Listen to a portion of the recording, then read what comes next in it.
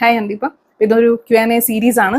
ഇത് ഞാൻ ഒറ്റയടിക്ക് ഷൂട്ട് ചെയ്തിട്ട് പല പല പാർട്സ് ആയിട്ട് ഇടാമെന്നാണ് കരുതുന്നത്. കുറച്ച് അധികം ക്വസ്റ്റ്യൻസ് ഞാൻ എക്സ്പെക്ട് ചെയ്തിരുന്നുവെങ്കിലും വന്നത് നല്ല ക്വസ്റ്റ്യൻസ് ആണ്. സോ എനിക്ക് തോന്നി എൻ്റെ മനസ്സിലുള്ള കുറേ കാര്യങ്ങളും എനിക്ക് പറയാനായിട്ട് പറ്റുന്നത് ഈ ക്വസ്റ്റ്യൻസ് സഹായിക്കുന്നുണ്ട്. അപ്പം നമുക്കധികം വാചടിക്കാണ്ട് ക്വസ്റ്റ്യൻസിലേക്ക് പോകാം. എനിക്ക് ഫേസ്ബുക്കിൽ നിന്നും ഇൻസ്റ്റയിൽ നിന്നൊന്നും ക്വസ്റ്റ്യൻസ് അധികം വന്നില്ല. ആകെ ഉണ്ടായിരുന്നൊരു ചോദ്യം, ദീപ വർക്ക് ചെയ്യുന്നില്ലേ എന്നുള്ളതാണ്. ഇപ്പോൾ ഞാൻ വർക്ക് ചെയ്യുന്നില്ല. അപ്പം ഞാൻ വർക്ക് ചെയ്തിരുന്നോ എന്ന് ചോദിച്ചു കഴിഞ്ഞാൽ യെസ്, ഞാൻ വർക്ക് ചെയ്തിരുന്നു. ഒരു 10-12 വർഷം ഞാൻ IT യിലുണ്ടായിരുന്നു. പിന്നെ ഒരു 9 വർഷം ഞാൻ ഒരു ചെറിയ ബൊട്ടിക്ക് വീട്ടിൽ നിന്ന് റൺ ചെയ്യുന്നുണ്ടായിരുന്നു.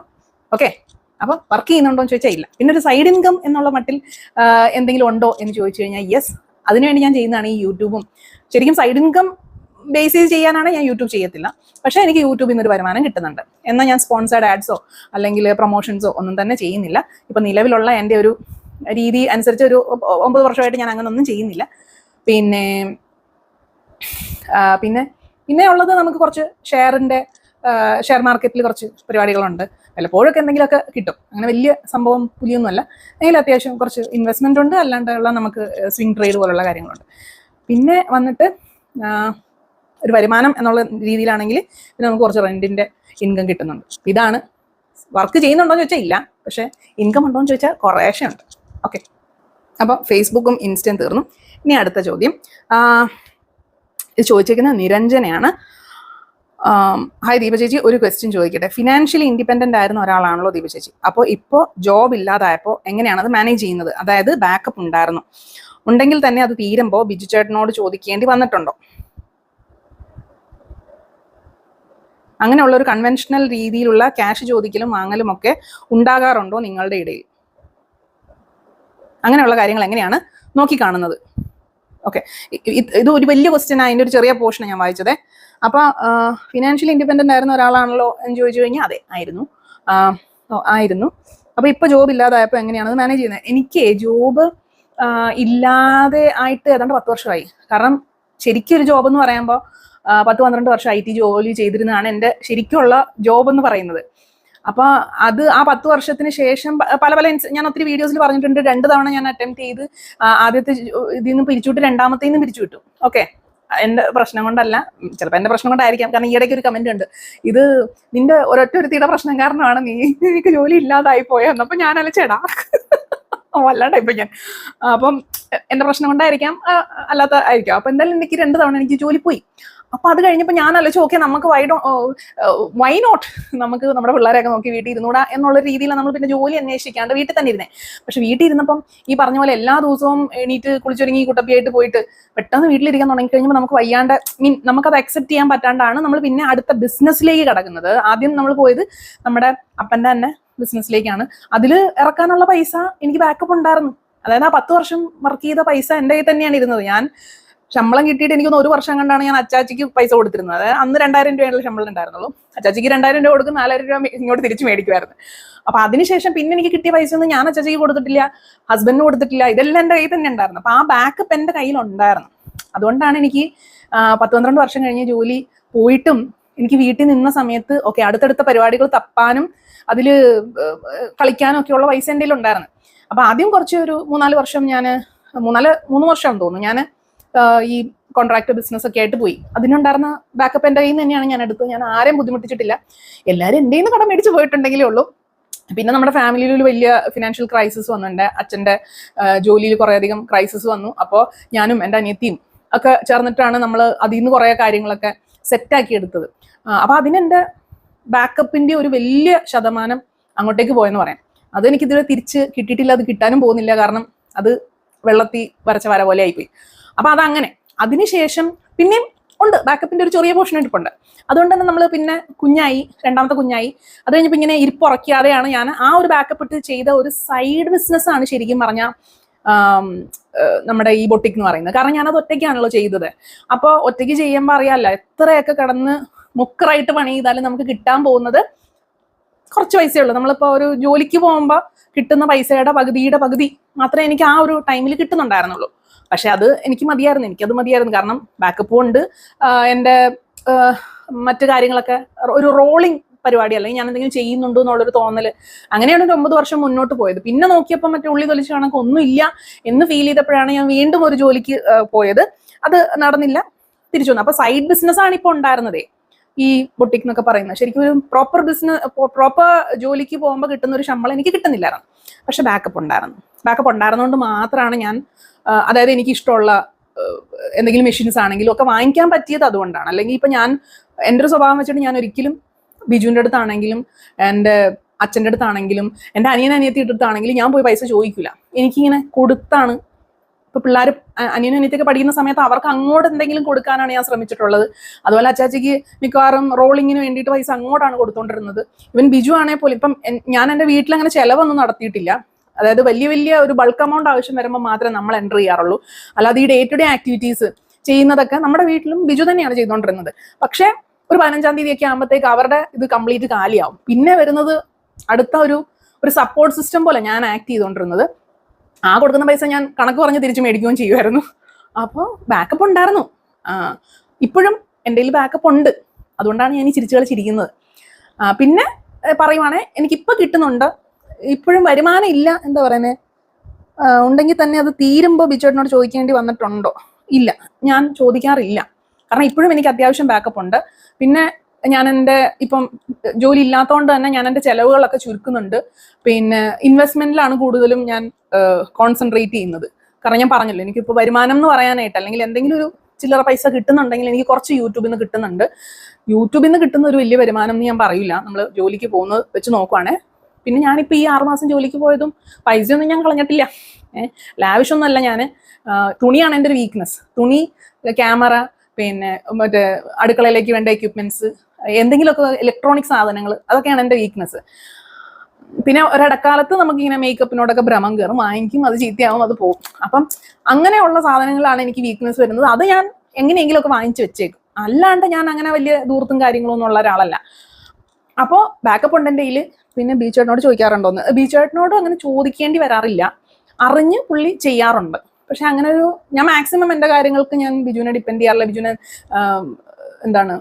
ഞാൻ എപ്പോഴും പറയാറുണ്ട്, ഇങ്ങനൊരു ഭാര്യനെ ഇവിടെ കിട്ടും, യാതൊരുവിധ ലാവിഷ് ചെലവില്ലാതെ, അല്ലെ ഭർത്താവിനെ തുറന്ന് ജീവിക്കാത്ത ഒരു ഭാര്യനെ ഇവിടെ കിട്ടും. ഞാൻ ഇടയ്ക്കിടയ്ക്ക് ബിജുവിനെ ഓർമ്മിപ്പിക്കാറുണ്ട്. അപ്പൊ എനിക്ക് പുള്ളിയായിട്ട് അറിഞ്ഞ് എന്തെങ്കിലുമൊക്കെ നമുക്ക് ഇപ്പൊ ഗിഫ്റ്റ് എന്നുള്ള രീതിയിലോ അല്ലെങ്കിൽ എനിക്ക് വേണം എന്ന് പറയുന്ന കാര്യങ്ങൾ വാങ്ങിച്ചു തരുമോ, അങ്ങനെയുള്ളൂ. അല്ലാതെ പൈസയായിട്ട് നമ്മൾ ചോദിക്കാറില്ല.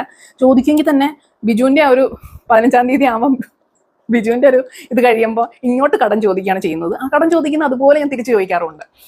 അപ്പോൾ അങ്ങനെയൊക്കെ ഉള്ളൂ. അല്ലാതെ ഇതുവരെ എനിക്ക് ചോദിക്കാൻ അങ്ങനൊരു അവസരം ഉണ്ടായിട്ടില്ല. പിന്നെ പറഞ്ഞല്ലോ, അങ്ങനെ ചോദിക്കേണ്ടി വരാത്ത രീതിയിൽ എനിക്കൊരു സിസ്റ്റവും സെറ്റപ്പ് ചെയ്ത് വെച്ചിട്ടുണ്ട് ബിജു. അതായത് ബിജുവിനോട് ചോദിക്കുന്നത് എനിക്ക് ബുദ്ധിമുട്ടാണെന്ന് ബിജുവിന് തന്നെ അറിയാം. അത് ഞാൻ പറഞ്ഞിട്ടുണ്ട്. എനിക്ക് ഇത്രയും നാളെ ഞാൻ ആരെയും ഡിപ്പെൻഡ് ചെയ്യാതെ, ആരുടെ അടുത്തൊന്നും ഒരു പൈസ ചോദിക്കാതെ, അല്ലെങ്കിൽ ആരെയും ഇങ്ങനെ ഓസി ജീവിക്കാത്ത ഒരാളാണ്. അപ്പം എനിക്ക് ഇപ്പം അങ്ങോട്ട് പോകണം, എനിക്കൊരു 10 രൂപ വേണം എന്ന് ചോദിക്കാൻ എനിക്ക് ഭയങ്കര ബുദ്ധിമുട്ടാണെന്ന് ബിജു നന്നായിട്ട് അറിയാം. അപ്പം അതുകൊണ്ടാണ് എൻ്റെ ഒരു ഇടക്കാലം കഴിഞ്ഞപ്പോൾ എൻ്റെ ബാക്കപ്പിന്റെ ഒരു ലെവൽ താഴോട്ട് പോകാൻ തുടങ്ങിയപ്പോൾ, എൻ്റെ കോൺഫിഡൻസ് താഴോട്ട് പോകാൻ തുടങ്ങിയപ്പോൾ ബിജുവായിട്ട് സെറ്റപ്പ് ചെയ്തതാണ് മളുത്ത ഏരിയ റെന്റ് ചെയ്യാൻ പോയതും. ആ റെന്റിന്റെ ഒരു പോർഷൻ അതിപ്പോൾ വേണേൽ ഫുൾ എമൗണ്ട് എടുക്കാം എന്നുള്ള രീതിയിൽ തന്നെയാണ് എന്നോട് പറഞ്ഞത്. പക്ഷെ ഞാൻ അതിലെ ഒരു പോർഷനാണ് എടുക്കുന്നത്. അതിലൊരു പോർഷൻ റെന്റ് എനിക്കാണ്. അപ്പം അത് ആദ്യം അങ്ങോട്ടേക്ക് പോയിട്ട് ഇങ്ങോട്ട് വരാനുള്ള അതുപോലും ഉണ്ടാക്കാതിരിക്കാൻ വേണ്ടിയിട്ട് ആ റെന്റ് നേരെ വീഴുന്ന എൻ്റെ അക്കൗണ്ടിലേക്കാണ്. അപ്പം എനിക്ക് ആവശ്യമുള്ള എടുത്തിട്ട് എനിക്ക് കൊടുത്താൽ മതി. അപ്പം അതൊരു ഒരു പ്രോപ്പർ സാധനമാണ്. എനിക്കൊരു ഫീൽ ഇല്ലാണ്ട്, എൻ്റെ വീടാണല്ലോ, എൻ്റെ വീട്ടിൻ്റെ വാടക എനിക്ക് വരുന്നു, മനസ്സിലായില്ലേ? അപ്പം ആ ഒരു രീതിയിൽ വാടകയുടെ ഒരു ഇത് വരുന്നുണ്ട്. യൂട്യൂബിൽ നിന്ന് ചെറിയൊരു എമൗണ്ട് വരുന്നുണ്ട്, ഓൾമോസ്റ്റ് ഒരു സിമിലർ എമൗണ്ട് തന്നെ വരുന്നുണ്ട്. പിന്നെ ഞാൻ അല്ലാണ്ട് തന്നെ വർഷങ്ങളായിട്ട് ഈ ഷെയറിൽ മ്യൂച്വൽ ഫണ്ടിലൊക്കെ കുറച്ച് പൈസ എനിക്ക് ഒരു 2000-3000 രൂപ കിട്ടുമ്പോൾ ഞാൻ ഇട്ടിട്ട് വെക്കും. അതൊക്കെ ചില സമയത്ത് മറ്റേ ഒരു എക്സ്പോണൻഷ്യൽ ഗ്രോത്ത് ആയിരിക്കും. അത് കണ്ട് മഞ്ഞളിക്കാറുണ്ട്. ചില സമയത്തൊക്കെ ഒറ്റയടിക്ക് 1.5 ലക്ഷം രൂപയും 50,000 രൂപയൊക്കെ കിട്ടുമ്പോൾ നമുക്ക് ജാക്ക് പോട്ടാണ്. അപ്പം അങ്ങനെ നമ്മുടെ ഈ ബാക്കപ്പ് ഒരു ഇതിൽ നിൽക്കും. എന്നുവെച്ചാൽ വലിയ പൈസക്കാരിയാണെന്ന് ഞാൻ പറയുന്നില്ല. ഇങ്ങനെ ഒരു രീതിയിലാണ് ഞാൻ നിൽക്കുന്നത്. അതുകൊണ്ട് ഇതുവരെ എനിക്ക് ചോദിക്കേണ്ടി വന്നിട്ടില്ല. ഒരു കൺവെൻഷണൽ രീതിയിലുള്ള ക്യാഷ് ചോദിക്കലും വാങ്ങലും ഉണ്ടാകാറുണ്ടോ നിങ്ങൾക്കിടയിൽ? അങ്ങോട്ടും ഇങ്ങോട്ടും ഞാൻ ചോദിക്കാറില്ല. എൻ്റെ ഒരു സ്വഭാവം അനുസരിച്ച് ഞാൻ ബിജുവിനോടൊന്നല്ല, എൻ്റെ അനിയനും അനിയത്തിയോടോ പിന്നെ അച്ചാച്ചിയോടോ ഒന്നും ചോദിച്ചിട്ടില്ല. ഞാൻ അച്ചാച്ചിക്കാണ് ഏറ്റവും കൂടുതൽ കടം കൊടുത്തേക്കുന്നത്. സെയിം വേ ബിജുവും എന്തെങ്കിലുമൊക്കെ ഇങ്ങനെ റോളിംഗ് ഒക്കെ ഉണ്ടല്ലോ, വലിയ എമൗണ്ട് ഒക്കെ, അതായത് ബിജു ഇപ്പോൾ ബിസിനസ്സും കാര്യങ്ങളൊക്കെ ഉള്ളതാണ്. അപ്പം അതിൻ്റെയൊക്കെ ഒരു സമയം വരുമ്പോഴത്തേക്കൊരു റോളിങ്ങും കാര്യങ്ങൾക്ക് നമ്മുടെ കയ്യിൽ ഉണ്ടോ എന്ന് ചോദിക്കും, കൊടുക്കും. അതുപോലെ ഞാൻ കണക്ക് പറഞ്ഞ് തിരിച്ച് മേടിക്കുകയും ചെയ്യും. അപ്പം അങ്ങനെ ഒരു കൊടുക്കൽ വാങ്ങലൊക്കെ ഉണ്ട്. പിന്നെ എനിക്കൊരു അത്യാവശ്യം വന്നു കഴിഞ്ഞാൽ പറയാണ്ട് തന്നെ ചെയ്യുന്ന കുറേ കാര്യങ്ങളുണ്ടല്ലോ. ഇപ്പം നമ്മൾ പെട്ടെന്ന് ഹോസ്പിറ്റലൈസ്ഡ് ആവുന്നു, അല്ലെങ്കിൽ നമുക്കിപ്പോൾ ഒരു എന്തെങ്കിലും ഒരു സാധനം എനിക്ക് ഇത് അത്യാവശ്യമാണ് എന്ന് പറയുമ്പോൾ അതാ എൻ്റെ ഒരു കോൺട്രിബ്യൂഷൻ എന്ന് പറഞ്ഞ് അങ്ങനെയൊക്കെ തരാറുണ്ട്. അല്ലാതെ നമ്മളായിട്ട് പോയി ചോദിക്കാറൊന്നുമില്ല. കൺവെൻഷണൽ രീതിയിലുള്ള ക്യാഷ് ചോദിക്കലും വാങ്ങലും എന്ന് പറയുമ്പോൾ എനിക്ക് മനസ്സിലായില്ല കേട്ടോ ശരിക്കും. അങ്ങനെയൊക്കെയുള്ള കാര്യങ്ങൾ എങ്ങനെ നോക്കിക്കാണുന്നു എനിക്കില്ല. പിന്നെ ഇപ്പോൾ ഒരു നോർമൽ രീതിയിൽ ഒരു ഹൗസ് ഹോൾഡിൽ ഞാൻ എൻ്റെ പല ഫ്രണ്ട്സിനോടും ജോലി ഇല്ലാത്ത ആൾക്കാരോട് ചോദിക്കുമ്പോൾ എനിക്ക് മനസ്സിലാവുന്നത് അവർക്ക് ഒരു പർട്ടിക്കുലർ എമൗണ്ട് ആണ് വീട്ടു ചെലവിനായിട്ട് ഹസ്ബൻഡ് കൊടുക്കുന്നത്. അതായത് ഇപ്പോൾ ഈ മാസം ഒരു 30 രൂപ ഞാൻ തരികയാണ്, എന്നിട്ട് അതിൻ്റെ മിച്ചമുണ്ട് നീ അങ്ങോട്ട് എടുത്തോ എന്ന് പറഞ്ഞ് കൊടുക്കുന്ന ആൾക്കാരുണ്ട്. അപ്പം ആ ഒരു രീതി ഉണ്ടല്ലോ, ആ ഒരു രീതി ശരിക്കും പറഞ്ഞാൽ വർക്കാവില്ല എന്നുള്ളതാണ് എനിക്ക് മനസ്സിലാവുന്ന കാര്യം. അതായത് നമുക്ക് ഒരു വീട്ടിൽ എത്ര ചെലവുണ്ട് എന്നുള്ളത് ശരിക്കും കാൽക്കുലേറ്റ് ചെയ്തിട്ട് തന്നെയാണോ ഇവർ ഈ പൈസ കൊടുക്കുന്നതെന്ന് എനിക്കറിയത്തില്ല. അതായത് ഞാൻ പറയുന്നത് ഇതിനെപ്പറ്റി ഒരു ജനറൽ പെർസ്പെക്റ്റീവ് പറഞ്ഞുകൊണ്ട് ഞാൻ പറഞ്ഞതാ. അതായത് ജോലിയില്ലാത്ത വൈഫ്, പിന്നെ ഹസ്ബൻഡ് ഒരു എമൗണ്ട് കൊടുത്തിട്ട് പറയാണ്, ഓക്കെ നീ ചിലവൊക്കെ നടത്തിക്കും, അതിൻ്റെ മിച്ചം എന്തെങ്കിലും ഉണ്ടെങ്കിൽ നീ അങ്ങ് എടുത്തോ എന്ന് പറയുമ്പോൾ ശരിക്കും പറഞ്ഞാൽ അവരതിൽ നിന്ന് എടുക്കൂല. ഒരുവിധം ഒരു സെൽഫ് റെസ്പെക്റ്റ് ഉള്ള ആളാണെങ്കിൽ അതിൽ നിന്ന് അവർ എടുക്കൂല. എനിക്കറിയില്ല, ഭർത്താവിനെ ഊറ്റുന്ന ആൾക്കാരൊക്കെ ഉണ്ട്, ഇല്ലയെന്ന് പറയുന്നില്ല. പക്ഷെ എനിക്ക് പരിചയമുള്ള ആൾക്കാർ പറയുന്നത് അവർക്ക് അതൊരു ബുദ്ധിമുട്ടാണ്. അതിൽ നിന്ന് പറഞ്ഞാൽ എടുത്തു കഴിയുമ്പോൾ അതിൻ്റെ ഒരു കണക്ക് കാണിക്കണമല്ലോ, നമ്മൾ അതിനൊരു കണക്ക് കാണിക്കേണ്ടതായിട്ട് വരുവാണല്ലോ. അപ്പോൾ ജോലി ഇല്ലാതെ വീട്ടിൽ നിൽക്കുക എന്ന് പറയുന്നത് പല പല സാഹചര്യങ്ങൾ കൊണ്ടാണ് ഒരു സ്ത്രീ ഇപ്പോഴത്തെ നമ്മുടെ ഈ ഒരു സിസ്റ്റത്തിൽ ജോലി ഇല്ലാണ്ട് വീട്ടിൽ നിൽക്കുന്നത്. പല പല സാഹചര്യങ്ങൾ കാണും. അസുഖം കാണും, വീട്ടിൽ കുട്ടികൾ കാണും, അല്ലെങ്കിൽ ഹസ്ബൻഡ് തന്നെ അപ്പനും അമ്മയും കാണും, അല്ലെങ്കിൽ വീട്ടിൽ വേറെ എന്തെങ്കിലുമൊക്കെ കാര്യങ്ങൾ കൊണ്ടോ, അല്ലെങ്കിൽ അവർക്ക് തന്നെ അത് ഒരു ജോലി കിട്ടാൻ സാധ്യത ഇല്ലാത്തത് കൊണ്ടോ, അല്ലെങ്കിൽ ട്രാൻസ്ഫറുകൾ അധികം ഹസ്ബൻഡിനുള്ള അതുകൊണ്ട്, അങ്ങനെ ഒത്തിരി കാര്യങ്ങൾ, അല്ലെങ്കിൽ അവർ സ്വന്തമായിട്ട് വേണ്ട എന്നൊരു ചോയ്സ് എടുത്ത് നിൽക്കുന്നതാവാം. എന്ത് തന്നെയാണെങ്കിലും അവരവരുടേതായ ഒരു കോൺട്രിബ്യൂഷൻ ആ വീട്ടിലേക്ക് നടത്തുന്നുണ്ടല്ലോ. അത് ഇൻവിസിബിൾ ആണ് പലപ്പോഴും. അപ്പോൾ എല്ലാവർക്കും ഉണ്ട് ഒരു സെൽഫ് റെസ്പെക്ട് എന്ന് പറയുന്ന ഒരു സാധനം ആ ഒരു സ്ത്രീക്കും ഉണ്ട്. അപ്പൊ നമ്മൾ ഈ ഒരു മൊത്തം ഒരു എമൗണ്ട് കൊടുത്തിട്ട് നീ വീട്ടു ചെലവിന് എടുത്തോ എന്ന് പറഞ്ഞ് അതിനകത്തുനിന്ന് വേണേ നീ എടുത്തോ എന്ന് പറയുമ്പോൾ ചില സ്ത്രീകൾക്ക് അവർ വളർന്നു വന്നൊരു സാഹചര്യം വെച്ചിട്ട് ചിലപ്പോൾ അതിൽ നിന്ന് എടുക്കാൻ അവർക്ക് തോന്നിയെന്ന് വരത്തില്ല. അപ്പൊ എൻ്റെ ഒരു കൺസെപ്റ്റ് അനുസരിച്ച് ഒരു ഫിക്സഡ് എമൗണ്ട് ഒരു ചോദ്യവും പറച്ചിലും ഇല്ലാണ്ട് വൈഫിന് കൊടുക്കാനായിട്ട് പറ്റണം. എനിക്കൊന്നും അതിനെപ്പറ്റി എന്തൊക്കെയോ കുറെ കാര്യങ്ങളൊക്കെ ഇറങ്ങിയതാണ്, ഒരു ഫിക്സഡ് ശമ്പളം പോലെയൊക്കെ കൊടുക്കണം എന്നൊക്കെ ഉള്ളത്. അത് ശരിക്കും പറഞ്ഞാൽ അതാണ് റെസ്പെക്റ്റ് നമ്മൾ ഒരു വൈഫിന് കൊടുക്കുന്നത്. അല്ലാതെ ഇപ്പോൾ വീട്ടു ചെലവ് ചിലപ്പോൾ ഒരു മാസത്തെ വീട് ചിലപ്പോൾ കൂടാം, ചിലപ്പോൾ കുറയാം. പിള്ളേരുടെ സ്കൂൾ അഡ്മിഷനും കാര്യങ്ങളൊക്കെ വരുന്ന സമയത്ത് അത് കൂടിയിരിക്കും, ചില സമയത്ത് അത് കുറഞ്ഞിരിക്കും. അപ്പൊ നമുക്ക് എങ്ങനെ ചെയ്താലും ആ വീട്ടു ചെലവിനായിട്ട് കൊടുക്കുന്ന പൈസയിൽ നിന്ന് എടുത്തോ എന്ന് പറയുമ്പം അതിന് എടുക്കാനും ഒരു ബുദ്ധിമുട്ടാണ്. എടുത്തു കഴിഞ്ഞാൽ അതിന്റെ കണക്ക് കാണിക്കുകയും വേണം. അതുകൊണ്ട് തന്നെ നമുക്കൊരു സന്തോഷത്തോടെ നമുക്കത് ചെലവാക്കാനും പറ്റിയെന്ന് വരത്തില്ല. സോ ഞാൻ പറയുന്നത് ഇതിനെപ്പറ്റി ഒരു ജനറൽ പെർസ്പെക്റ്റീവില് പറഞ്ഞപ്പോൾ ഞാൻ പറയുന്നത് ഇതാണ്. നിങ്ങൾ കൂടുതലും ഹസ്ബൻഡിനോടാണ് ഇത് പറയുന്നത്. നിങ്ങളൊരു എമൗണ്ട് നിങ്ങളുടെ എന്ത് കാരണം കൊണ്ടാണെങ്കിലും നിങ്ങളുടെ ആ ഒരു വൈഫിനെ നിങ്ങൾ റെസ്പെക്ട് ചെയ്യുന്നുണ്ടെങ്കിൽ ചോദിക്കാതെ തന്നെ ഒരു എമൗണ്ട് ഇത് നിന്റെ കൈ വെച്ചേക്കാനുള്ളത്, ഇത് വീട്ടു ചെലവിനെടുക്കാനുള്ളത്, ഇത് നിന്റെ കൈ വെച്ചേക്കാനുള്ളതാണ് എന്ന് പറഞ്ഞ് തന്നെ കൊടുക്കുക. ബാക്കിയുള്ളത് ഓക്കെ വീട്ടു ചെലവിന് എടുക്കുമോ, അല്ലെങ്കിൽ നിങ്ങൾ തന്നെ വീട്ടു ചെലവ് നടത്തുമോ എന്താന്ന് വെച്ച് കഴിഞ്ഞാൽ. പക്ഷെ ഒരു ചെറിയ എമൗണ്ട്, അതിപ്പം 2000 എങ്കിൽ 2000, 5000 എങ്കിൽ 5000, അത് എത്രയാണെന്ന് വെച്ച് കഴിഞ്ഞാൽ അത് അങ്ങനെ തന്നെ ഒരു സെപ്പറേറ്റ് എമൗണ്ട് ആയിട്ട് കൊടുക്കണം എന്നുള്ളതാണ് എൻ്റെ ഒരു പെർസ്പെക്റ്റീവ്. അതിപ്പം നമ്മൾ പെർസ്പെക്റ്റീവ് നമ്മുടെ തലയിൽ വെച്ചുകൊണ്ടിരുന്നിട്ട് കാര്യമില്ലല്ലോ, ഇത് പൊതുവായിട്ട് നടക്കേണ്ട ഒരു കാര്യമാണ്. അപ്പൊ ചോദിക്കും എന്തുകൊണ്ട് നിങ്ങളുടെ വൈഫിന് ജോലിക്ക് വയ്ക്കൂടാ.